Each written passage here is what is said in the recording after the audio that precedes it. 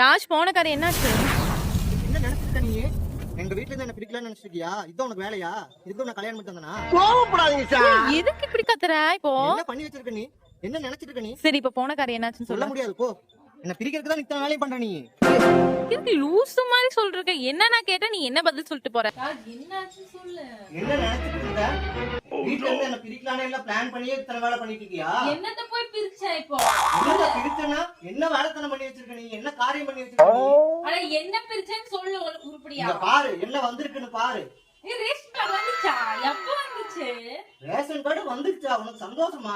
என்ன பிரிக்கலான்னு எல்லாம் பிளான் பண்ணிட்டு உனக்கு சந்தோஷம் வேற. அட லூசு, உனக்கு நான் நல்லதுதான் பண்ணிருக்கேன். என்ன அப்படி நல்லது? இதுல என்ன இதுல நல்லது? 2 ரேஷன் கார்டு இருந்துச்சுன்னா அம்மாக்கும் 1000 ரூபாய் வரும், எனக்கும் 1000 ரூபாய் வரும். சரியா? 2000 ரூபாய் மொத்தமா வரும்.